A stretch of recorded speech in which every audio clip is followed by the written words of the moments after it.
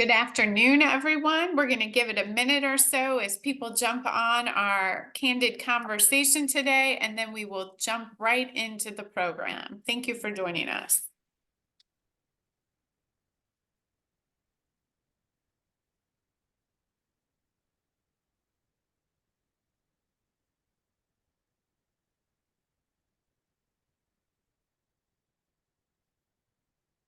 Okay. Good afternoon. On behalf of Citizens for Modern Transit, I'd like to welcome you to our conversation today with Metro Transit and the St. Clair County Transit District to discuss the upcoming service changes for March 18th and other questions that we are hearing from riders in the St. Louis region. I want to thank all the CMT board members who have joined us this morning. I'd also like to thank our 40th anniversary sponsors as we celebrate this important landmark year at CMT. Our gold sponsor, the St. Clair County Transit District. Our silver sponsors, Bi-State Development, H&TB, Siemens, and Greater St. Louis, Inc. And our bronze sponsors, Ameren, Missouri, St. Louis Community College, Commerce Bank, and Enterprise Holdings. Thank you to everyone who has joined us this morning for what we consider really important conversations about where we're at with the transit system in the St. Louis region. The discussion this afternoon will feature Charles Stewart, the Chief Operating Officer of Metro Transit, Ken Sharkey, Managing Director of the St. Clair County Transit District, Jessica Gershman, Assistant Executive Director in Planning and Systems for Metro Transit, and Tom Curran, Executive Vice President of Administration at Bi-State Development. As we move through the program today, if you have any questions, please place those in the Q&A or the chat box, and I will get to them as quickly as possible. So we've seen in the last 2 months changes to the system, including an increase in service on 17 routes in January, an increase in the operator team that's helping us to put this service back on the street, and also a return to service on the Blue Line after the historic flooding on our system. Today, we're here to provide a forum for riders and the general public to ask questions about the upcoming service changes set for March 18th, the new fare system and timing, and future plans for transit in the region.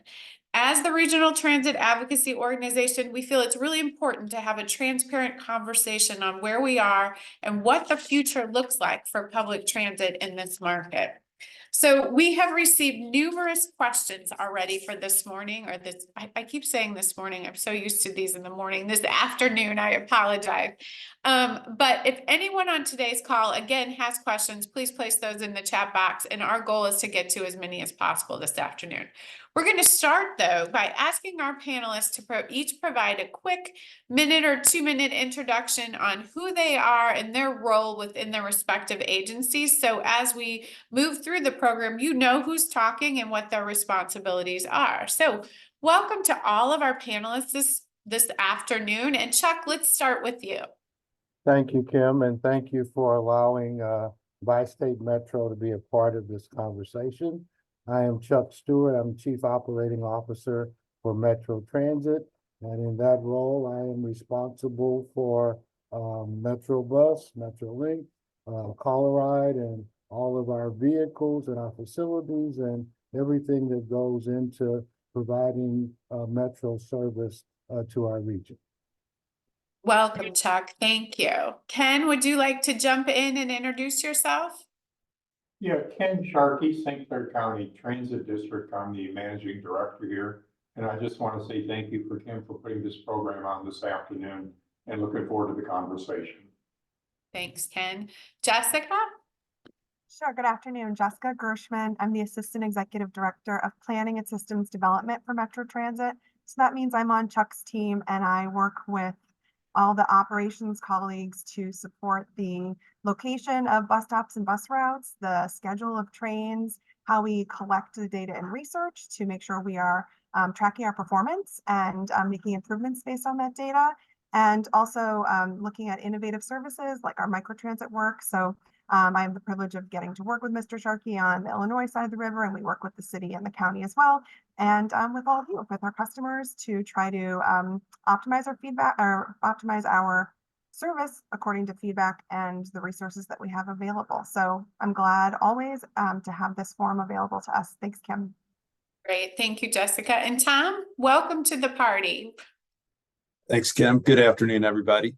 I'm Tom Curran. I'm Executive Vice President of Administration for Bi-State Development, and I'm currently managing our fare collection program, which is going to provide new validators for MetroBus and MetroLink, new ticket vending machines, new fare boxes for MetroBus, and a back office system that will tie all these new elements together. And this fare collection program is a joint effort among many departments at Bi-State, including folks on this call: finance, planning, information technology, ADA, administration, security, engineering, and marketing and communications. So we're excited to be at the beginning of this multi-year effort. And I look forward, as Ken said, to the conversation today and trying to answer as many questions about the new fare equipment that I can. Thanks. Great. Thank you, Tom. Okay, let's jump right in. This is our third Candid conversation that we have hosted over the last 9 months. And one of the big questions that we continue to receive is, where do we stand today with the transit operators? What does that number look like? Are you at your goal? Are you near your goal? And how will this impact service moving forward? I know I touched on a little earlier that you increased service on 17 routes in January. But what does that look like moving forward in both Missouri and Illinois? Okay, I'll start. Probably Jessica can chime in with more detailed information. But we've been very successful the last 6 months as it relates to attracting and retaining operators.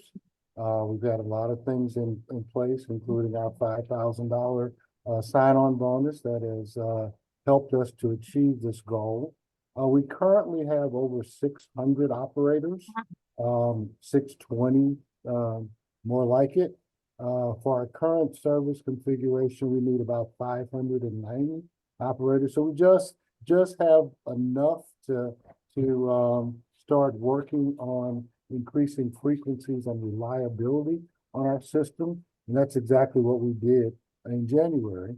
We normally do service changes quarterly. The last one was in November.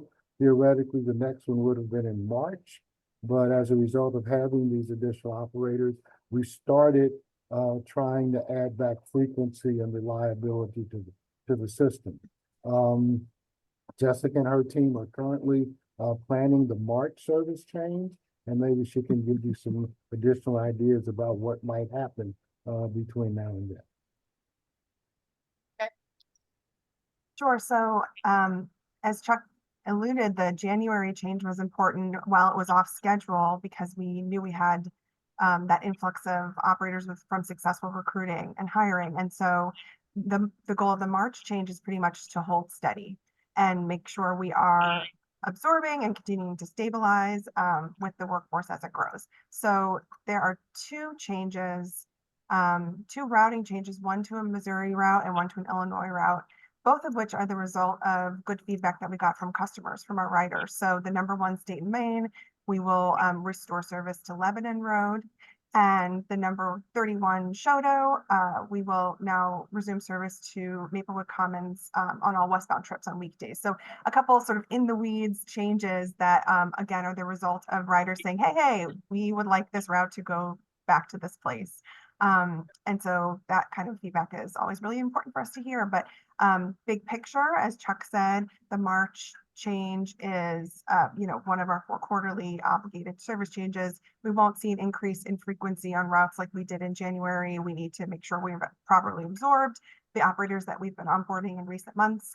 And he's got classes that are continuing. So there's, a class graduating now. There's a class planned for April. So we'll be able to Chuck has tasked our team with continuing to think about what that trajectory is for the coming month and year as we're able to increase. So that's a plan that we can talk more about later that we'll certainly be seeking public input on. But for now, it's stabilize and hold the course steady. And of course, part of it was, what we just implemented this past Monday with updating the train schedules. We need to just make sure that's working extremely smoothly in terms of train to bus connections. And so that'll be reestablished in March.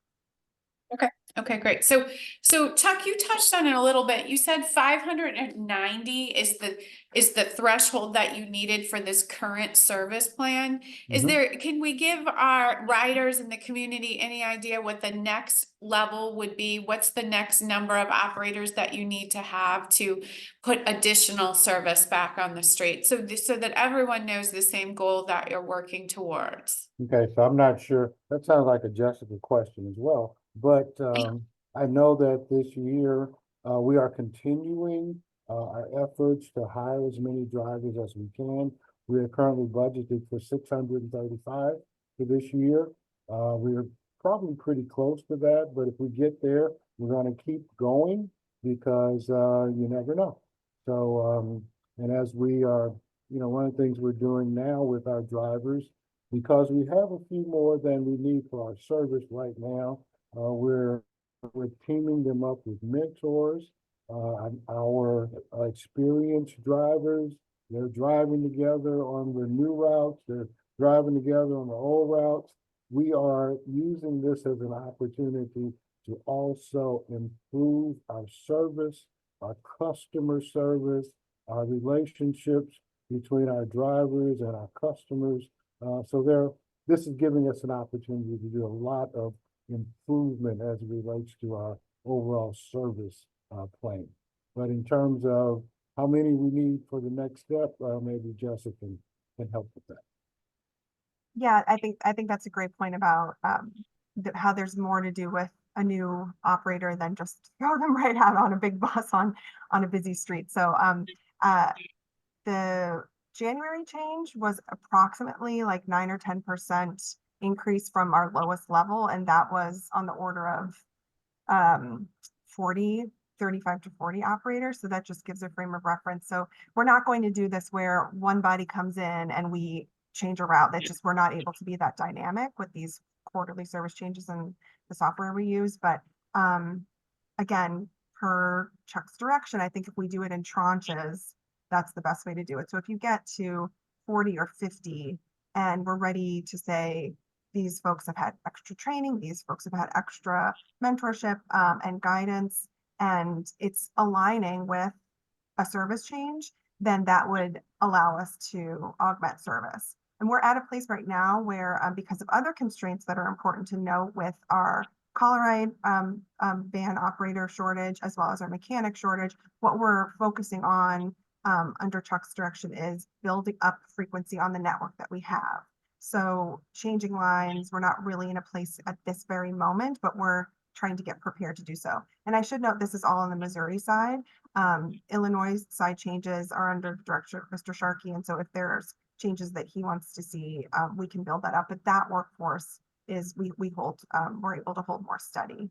But yeah, I'd say like we're budgeted for what for that, and we're getting to that budgeted level. But it'll take a few more classes to get there. Okay, great. So Jessica, you teed me up. I was going to turn to Ken and ask him, what does the service profile look like right now in Illinois, Ken, with the Illinois operator base? Jessica touched on the #1 state in Maine, touching on a new destination. Are there any other changes that the riding public in Illinois should be aware of with regards to service or increases? Well, yeah, we didn't have any really reduction in service here in St. Clair County Transit District, so we've been very fortunate. In fact, last year in March, we added the #3 route, Soji Industrial Park.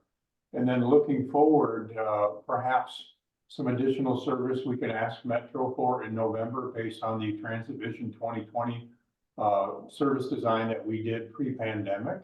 And that's going to really depend on Metro's ability to be able to service those routes, because we just definitely have to make sure there's reliable service on there before we actually start a new service. So we'll be talking to Metro Planning and Chuck Stewart about that potential November service change to add some service in.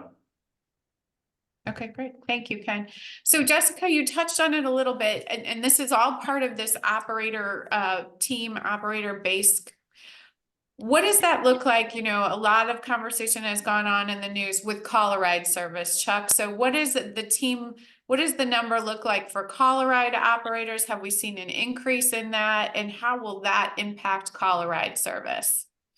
So, as Jessica indicated, the system works together. Colorado is a complementary service to our bus service and MetroLink service. So we can't grow our MetroLink and bus without Colorado being able to grow as well. So right now, we're probably still down about 60 or 70 Colorado operators. So we're refocusing our efforts in terms of recruiting on Colorado and on mechanics. So so until we can build Colorado, we can make Colorado reliable, we can limit the number of denials, and we've got a lot of things in process right now. In order to do that, we really can't move forward with great leaps in terms of our fixed route service. So again, I need about 60 Colorado people. We had a hiring event a couple of weeks ago, and we made 71 offers for Colorado at that time. Now, an offer is one thing, getting them through training and into the seats is another challenge altogether. We're having another hiring event this weekend at our Illinois bus garage, specifically focused on Colorado and mechanics. Another thing is that, during the pandemic, because of the attrition that we had in our mechanics core, we are at a point where we need more mechanics again. You can't put service on the street if you don't have buses to do it. So all of these things have to work well together for us to provide the service that the region certainly deserves, and we are trying to provide. Thank you. So going back to the March 18th service change, Jessica, this one is probably for you. How many other routes will be impacted? Just so those who are riding and listening and go back and watch this webinar, how many other routes will be impacted March 18th? What are we looking at? It's just those two. It's just Oh. those two. Mhm. Okay. Yep. Perfect. No other adjustments. Yeah. So Okay, great. I'd like to Oh, I'm answer sorry. that a little different. I think they're going to all be impacted. They're going to all be impacted because we're going to get better service on all the routes. We're going to be on time. We're not going to have any missed service. So part of this is not only adding, it's getting better at what we're currently providing. So I'm hoping that every route will be impacted. We will be giving better service. Well said. Great. Thank you. So speaking of better service and higher frequencies, what does ridership look like right now in Missouri and Illinois? What are we looking at? Are we seeing an increase in ridership? Are we holding steady, a decline? Where do we stand right now in the region with regards to transit ridership?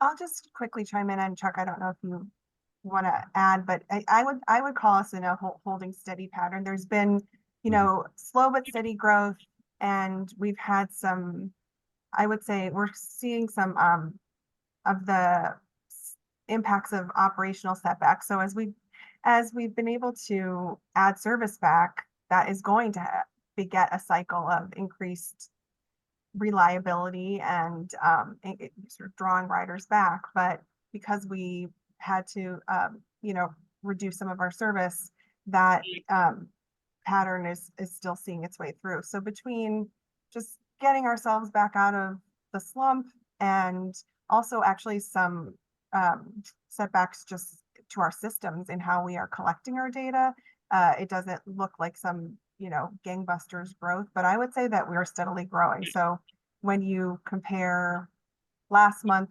to year over year January, which was like a very warm January, it doesn't look like a positive increase. But when you look at the overall pattern, I think that what we're doing now, which is restoring frequency, restoring reliability, making sure that we are relevant and resilient in the community, that is going to further increase our upward pattern. Okay. Do you actually have a percentage, Jessica, of what ridership is from pre-COVID to post? COVID right now where we're at? Oh, I think we're still hovering around that 45% to 50. Yeah. So it's the growth has been year over year, but when you looked at our deepest cut, I could get you that number more specifically from sort of the bottom of where we were. But Okay. no, it hasn't climbed up to say 3/4. Yeah. We're not there yet for the system. So So 50% of pre-COVID ridership is where we're at. That's roughly where, yeah. Okay. Shock, do you want to jump in? I think it's a little higher. Okay. You know, we were down, our lowest year was fiscal year 21. We were down like 43% from the previous year. It increased about 6% the next year, which was fiscal year 22, another 6% fiscal year 23. Then things kind of stabilized. You got people, but things are changing. Our ridership is changing not only in numbers, but where people want to go, who's coming back, who's not. All of those kind of things we need to take into consideration. In addition to that, probably last year was my lowest level of operator availability. So some of it we impacted by not having the service out on the street. So as we improve in getting the service out, I think the ridership will come back, and I think Jessica said that. Okay, great. Ken, do you want to add anything about ridership in Illinois at this point? Are you holding steady? What does it look like on the Illinois side of the region? For the first 7 months of this fiscal year, year over year, the bus side's up about 6%. And I think the Metrolink ridership's about even from the previous year. But I do know, I think Metro is investing in some new APAC counters that counts the passengers coming on off the train. And I think that might improve some of the counts. And maybe Jessica can speak to that. She knows a little bit more about that than I do. No, you're exactly right. Yeah. So that we had the automated passenger counter sort of computers and sensors that talk to each other and collect the boardings and lightings on our Metrolink system. They came with those trains. So they are now 25+ years old. And so we've been squirreling away at capital funds that are necessary to replace first the computer component, and that's been done. And now we're working on the sensor component. So that system will hopefully be completed later this calendar year and should really help improve with the accuracy of our counts. But that's one of those obsolete equipment things you just gotta replace when it's time. Okay, so let's pivot a little, talking about obsolete equipment and moving forward. Tom, we're gonna come to you. We had a lot of comments from riders about the TBMs, the current ones that are out there. Maybe they're not working. What does fair policy look like moving forward? So I'm hoping you could give us a little info on what's happening with the current system. And, you know, we're hearing 14 months for a rollout of a new fare system. So what does it look like in the interim for riders who are using the current machines that may not be working? And what does that fare system rollout look like? So we do have issues with the age of our existing equipment. Some of the TBMs that are on the system are over 15 years old. Passenger revenue is led by LaSylvia Franklin, and she is doing her best with her team to keep all of those systems in place, more or less on life support until we can get our new TBMs in place. We have selected our TBM vendor, which is a company called Indra. There were 6 competitors in that RFP process. Indra happened to be the same company that produced our existing TBMs. So the goal is to work with Indra to keep the existing system going until we get our new TBMs in place, and that will occur actually in next calendar year. Okay, so next calendar year, meaning July 1, 2025, post July 1, is that what riders should be looking for, Tom? I think next summer would be the safe thing to look forward to as a rider. Like I said, I know that's a year plus out. We are having the design workshops with Indra on Monday and Tuesday of next week. And so we are going through all of the design changes that we would like to see and improvements in the TBMs that we will have in the future. We've got a good team working on this. It includes some very experienced individuals who are working as consultants now that are retired from Metro, including Jim Schifferdecker, who's our former director of passenger revenue, and Mark Hassler, who are experts in really know the history of our TVMs, what works and doesn't work. And so that is a work in progress right now.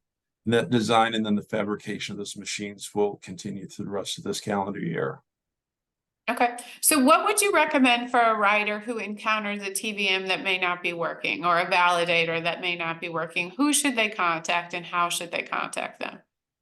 So really, you can contact anyone at Metro. Since I'm on this call, you can certainly let me know. I'll send my contact information to everybody. But passenger revenue is the team that services that. Passenger Okay. revenue is part of our finance department. And again, LaSylvia Franklin is the lead for passenger revenue, and she works on the direction of Tammy Fulbright, who is our CFO. But if you can let anybody on staff know that, just so that it gets reported back to finance or to administration, then we'll know what to work on. We do have some detailed reports that come in from our consultants, and Jim Schifferdecker has also been conducting some reviews of equipment in Illinois. He's been very good about pinpointing exactly what equipment needs work. Okay, great. Thank you. And I'm just going to do a little selfish plugs that CMT does have the Metro Monitor program. So Yes. if you are a regular rider on transit and you want to report in as a secret rider, similar to a secret shopper once a month on what you're seeing on the system, you can do that through our website at cmt-stl.org under programs. It's a really good program, and those reports go directly to Metro as well. So they have information directly from riders that are seeing if there is an issue with a TVM or anything else. So I highly recommend, if you're interested in making sure your voice is heard, you can join that program too.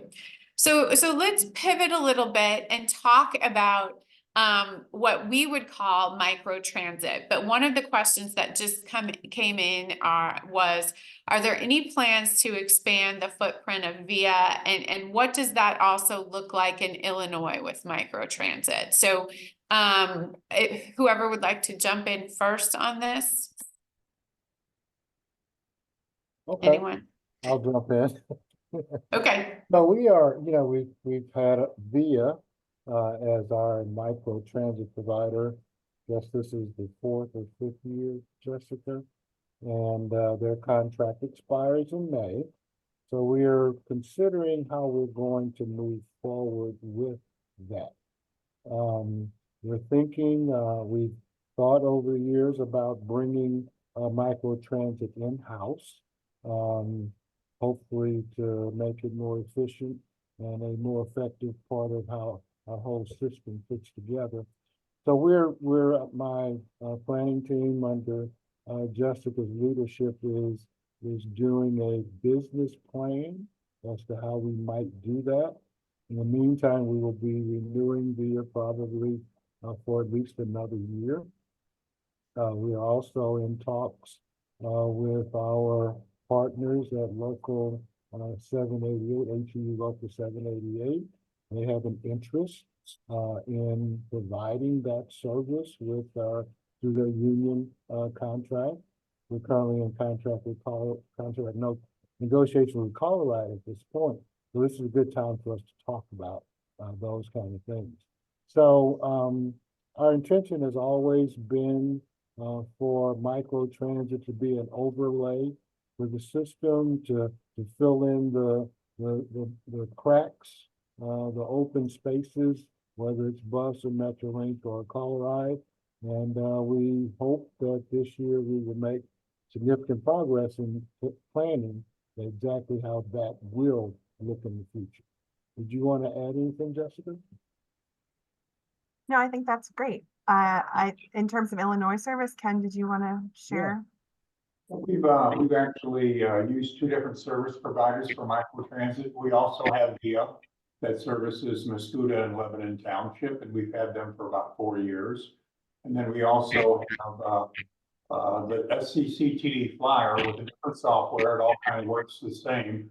And we've had very, very good experience and increased ridership in some routes where there is no longer a fixed route. And it's much better service where it'll pick you up at your home or work or school or wherever you need to go within that mobility on demand zone. So it's a situation where you don't have to stand, in the rain or the heat or the snow, to get a ride, to connect you to other transit. So we will be expanding more microtransit in, St. Clair County. And, we have some ideas. In fact, I had a meeting with Rob Wilson, our director of ATS, yesterday about this very same concept. Thank you. So if anyone has any questions on the microtransit service in Illinois or Missouri, where should we direct them? Do they just go to Bi-State's customer service number, or is there someone else you would like us to send them to, just as riders, so they're fully aware of how they can be in contact if they're interested or need this service?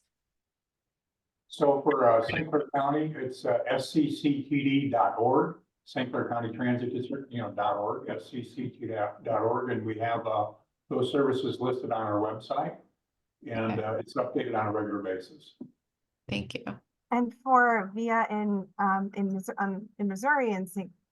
Clair or St. Louis County rather right now, I mean, yes, you can always contact our customer service department. And so if you're talking about just general questions about service or potential changes, they can direct you to the right people in my division. And then if you're just interested in engaging and booking a ride, you can call VIA directly or learn more through their app. And so I can put that in the chat as well. That's great. Thank you. So one more question on this that just came in. So why would Bi-State consider bringing microtransit in-house? What would be the benefits to that? Well, first of all, we have not made that decision. We Mhm. only considered it. And as we go through the planning process, the analysis process, we will hopefully be in position to make a decision as to whether we can be more efficient and effective in providing microtransit service in-house. It's not a done deal. Our union partners have shown an interest in helping us to provide that service. And if we can work out a deal, a contract with them that allows us to provide it efficiently and effectively, then we're going to give consideration to that. Okay, great. Thank you. So let's talk a little bit about the future. We had a couple questions come in. Ken, what's happening in Illinois? Why is the dirt being moved? What does light rail expansion look like in Illinois? What is the timing? When will that open?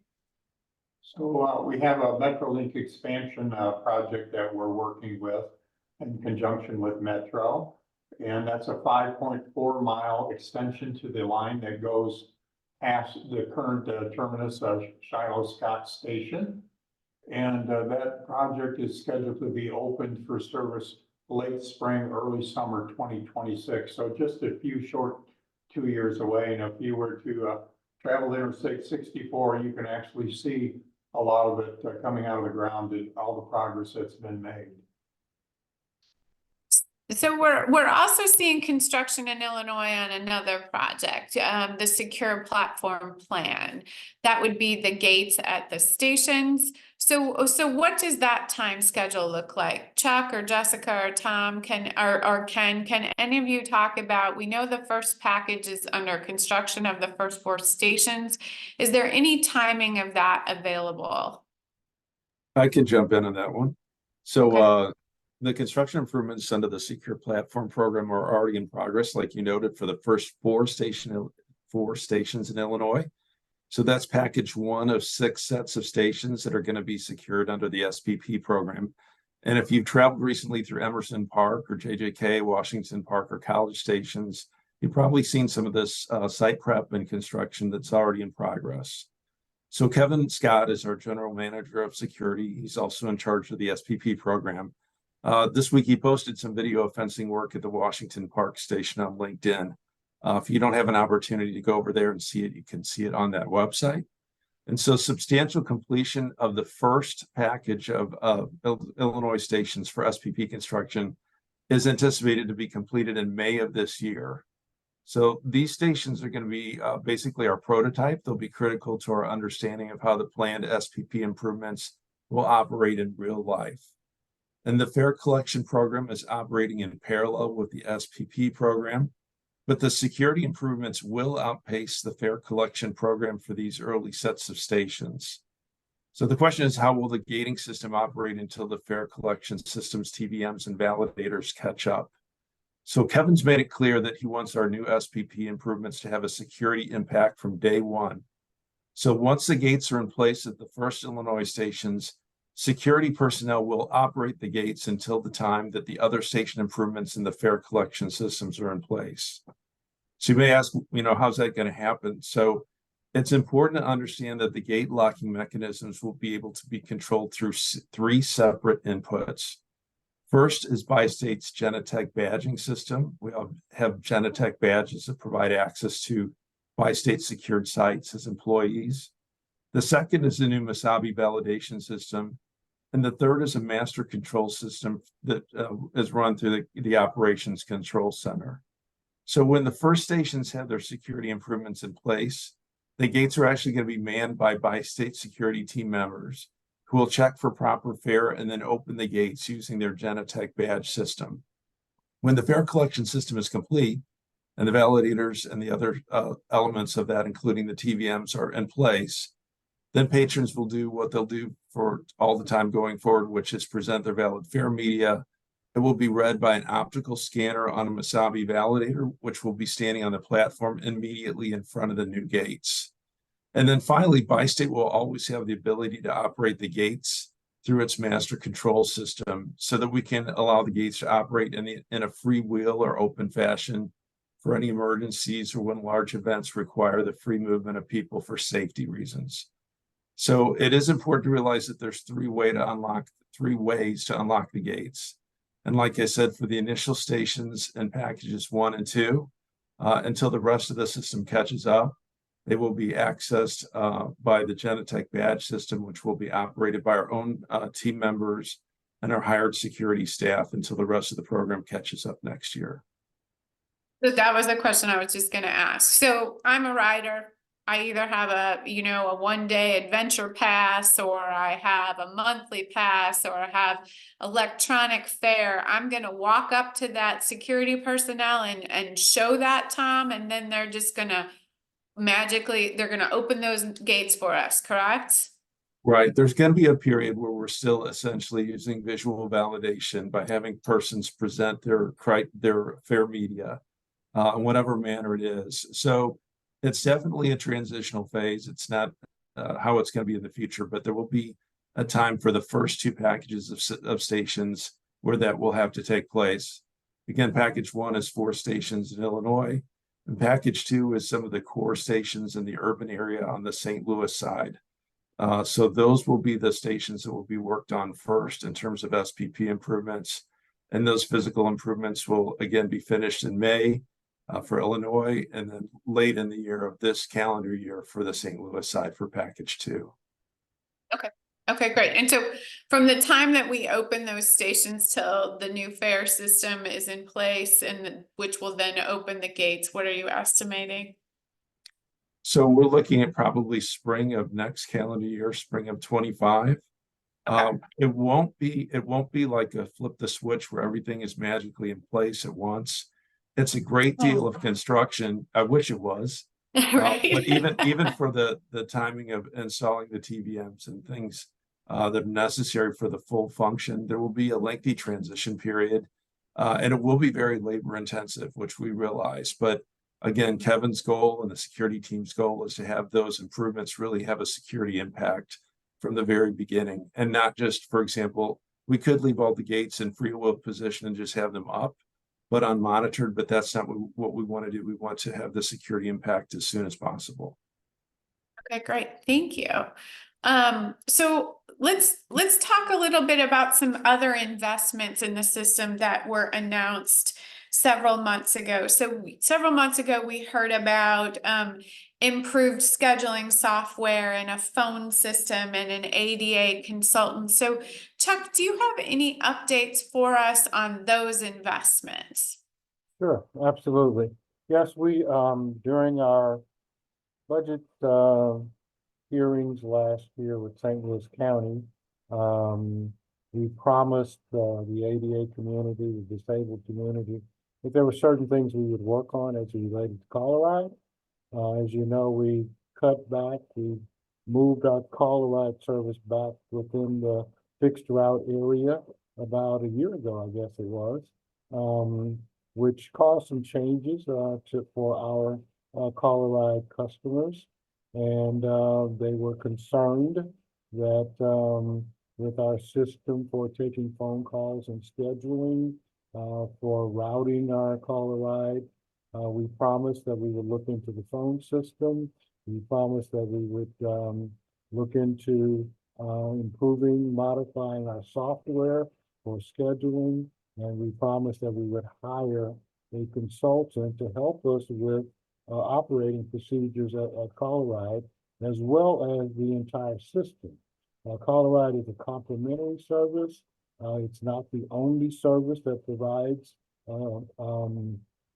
access to our disabled community. Metrolink and Metrobus are also equipped and should be able to provide those services to individuals that can use those services. So we hired a consultant. That consultant has done his preliminary review of not only our caller ride system, but our services provided through Metrolink and Metrobus.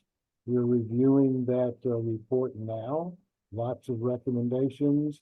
A lot of the things that were identified by the FTA in their triennial review were confirmed, and we are putting corrective actions in place now as a result of those two activities.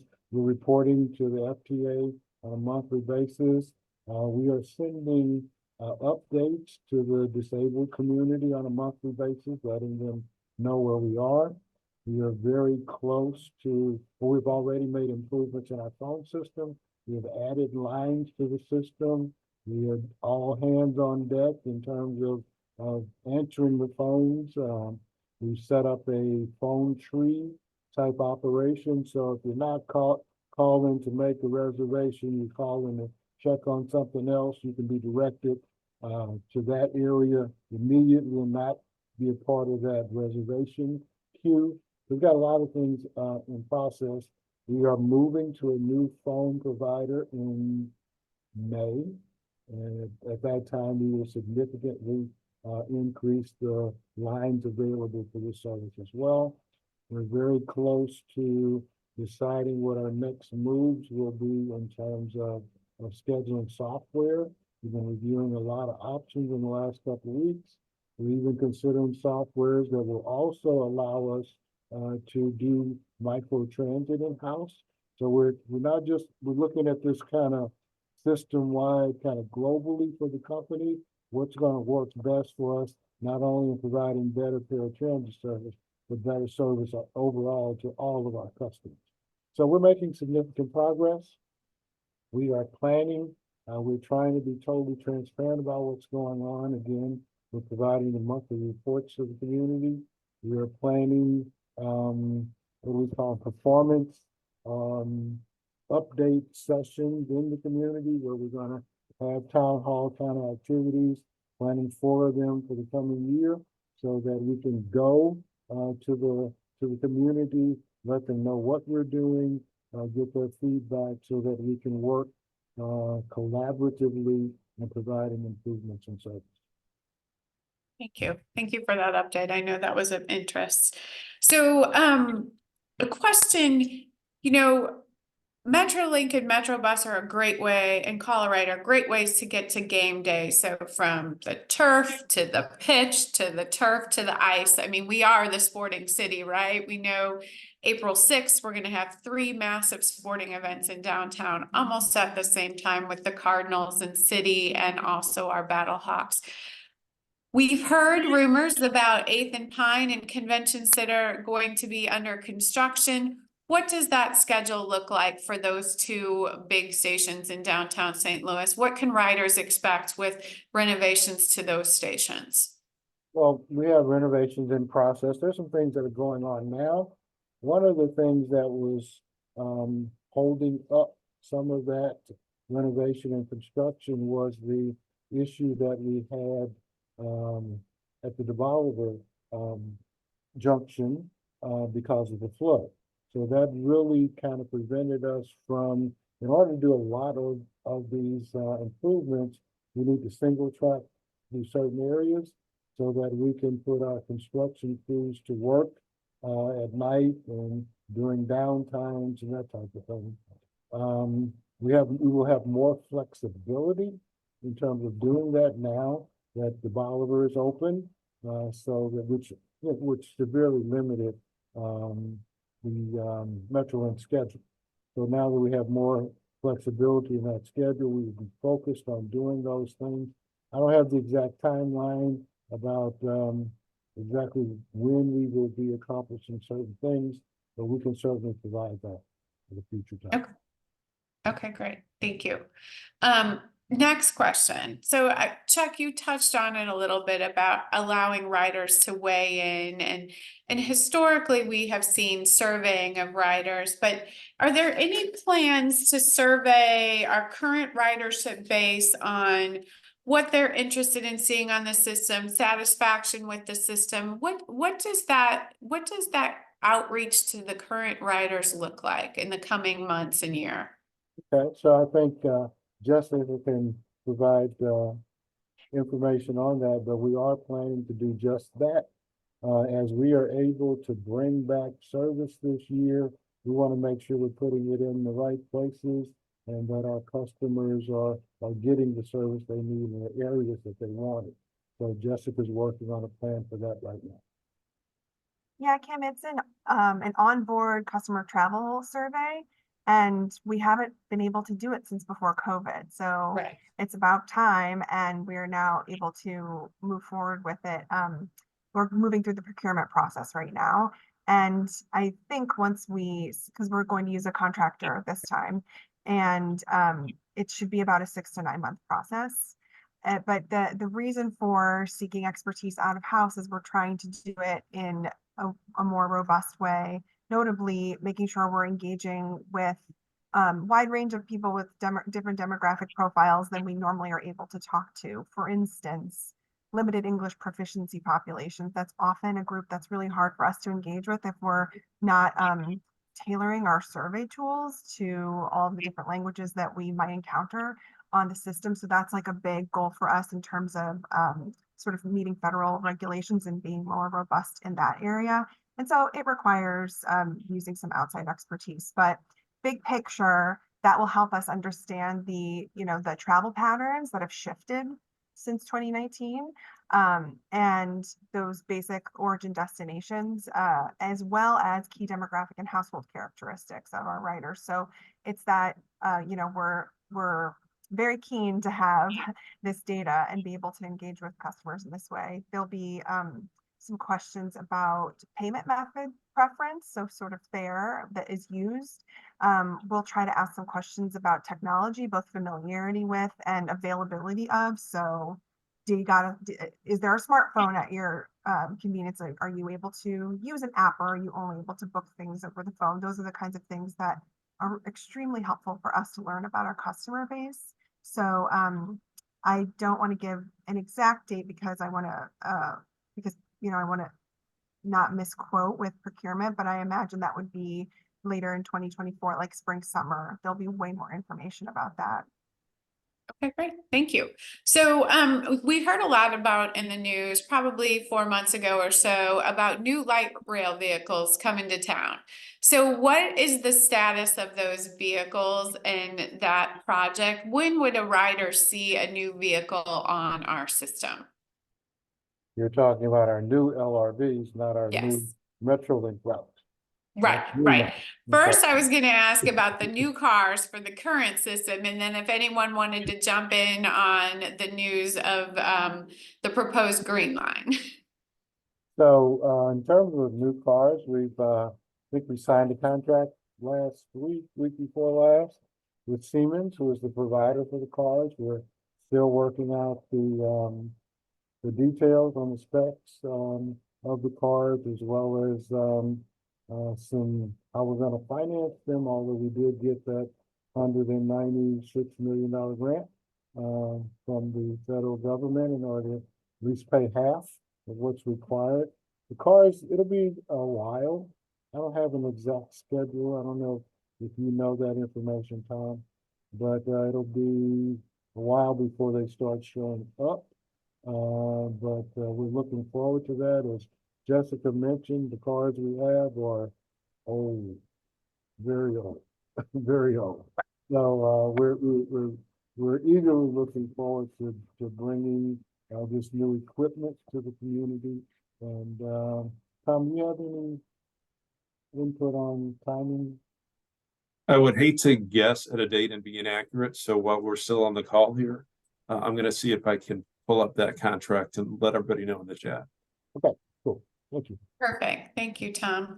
So Chuck, since you brought it up, let's talk about it. So Well, let's talk about the future of light rail in the St. Louis and on the Missouri side. We know Ken has a project underway, but we've been hearing a lot in the news about the proposed Green Line being selected as the locally preferred alternative by the East-West Gateway Council of Governments. What does that mean for riders out there in the community? That's all big words, but what does that mean? Where do we stand?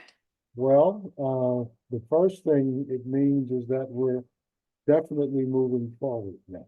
With the East-West Gateway approval, that put into motion all types of things in terms of finalizing design and specs and routing and those kind of things. How we're going to finance it.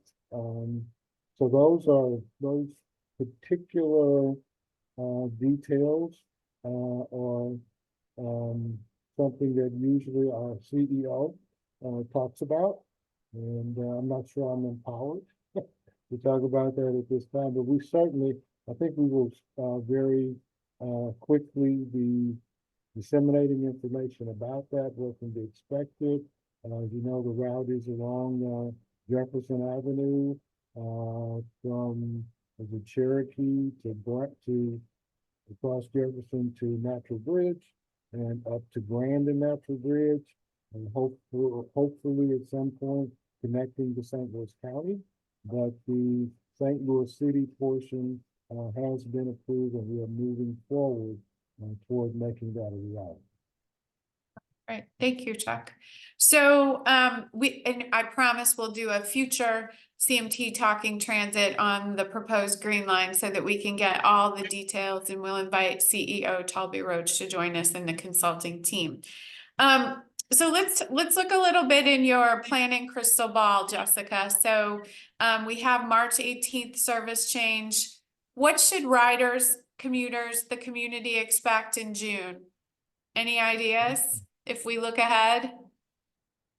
Well, we're certainly trying to be teed up and prepared for the ridership, the frequency that we would like to add back. So again, I don't want to overstep our workforce availability, but should we continue to have success on both the bus and van operator side, as well as our vehicle mechanics, there might be an opportunity to increase in June.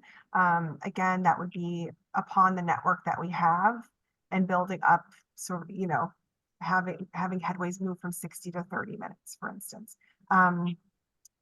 We are also making plans to institute and give ourselves a framework for making such changes more predictable to the public. And by that, I mean, we want to be able to share that if and when operators are available and mechanics are available to support that service, we'll prioritize service on those routes that carry the most people. So making sure that the #1 main in Illinois is covered with the frequency it requires, and that the number 70 Grand in St. Louis is the same. So we still carry about half of our riders on a dozen or so of our routes. And so making sure that we are prioritizing getting trips out on those routes and having as much frequency as possible is a principle we'd like to make more solid in the public's understanding of our transit service. So I don't want to promise anything for June because I don't want to get in trouble with Chuck, but really honestly, I mean, we want to be poised. And also as part of that, our team is developing plans to make sure the if and when and the implementation that could be iterative is known by the public and that feedback is received by them to influence that. So there might be a time coming soon where we're able to add back whole routes, or we're able to change 2 routes to make them more efficient because destinations have changed in the last 5 years since COVID. When we're able to do sort of larger route alignment changes like that, that might be more of a fall or next spring type of change. Of course, that would have to be a system pick accordance with union contract rules. But I hate to keep pointing it back to resources, but we're trying to be prepared to ramp up whenever it's possible, and to do so in a way that is responsive to public feedback and operator feedback. Great. Thank you for that. I know that was a curveball. Like, what's the future look like? No, I know, Jessica, that's- tell us. Every day we're kind of like, Is the future bright, Jessica? That's what we really want to know. no, I think so. And it's largely due to all the efforts on our operations team side, and with all of the support of admin here at Bi-State, with all the HR, and, you know, and the work that Chuck went through with our union partners. I mean, negotiating a new contract was a really big deal, and making sure that we are taking care of recruitment, retention, training, all of those components of making people feel supported in this workplace. That's all going to help. And it's just the challenge is that we all want it to be an overnight switch, and it's a longer game. Great. Okay, it looks like I have one final question for all of you. Usually I ask the question of what would your lasting remark that you want people to take away from this conversation, but I'm going to tweak it a little bit today, I think. So for all of you on the panel who are every day in the trenches dealing with operations and what's happening for our current riders on the system, what do you view as the biggest opportunity or challenge moving forward for the next 6 to 9 months for transit riders in the St. Louis region? From your perspective, from an operations perspective, for riders, what do you view as the biggest opportunity, or what do you view as the biggest challenge moving forward for delivering service? Okay, I'll start. You want to start, Chuck? Sure. I think the biggest opportunity that our riders, our customers are gonna have in the next 6 months, I guess you said, is they're gonna have an opportunity to give us input. We are going to be in the community. We are going to have many structured opportunities for them to help us to re-energize our transit system. This is the pandemic, although it was quite a challenge for us, we also see it as an opportunity. It's an opportunity for us to rethink what transit in this region should look like. It's changed our customer base. It's changed the demands from our customers. We need to understand those things as we move forward, as we bring things back. You know, we've never talked about when are we going to be like we used to be? When are we going to recover? When are we going to be like, we're not going to be like that. We're not going to be, it's a whole new day. It's a whole new opportunity. We need to look at new modes of transit, new ways of providing the service. And the biggest opportunity over the next 6 months is for the citizens of this region, our customers, to participate in helping us decide with that. Great. Thank you, Chuck. Tom, would you like to go next? Sure, if I could modify the question and extend that timeline, I really do think that we're going to have a completely different customer experience in the relatively near future, not 6 to 12 months, but for how people interface with our ticket vending machines, the validators, and all of the SPP improvements that I believe we're really going to improve security and create a new atmosphere on our light rail system. It's something I'm very much looking forward to.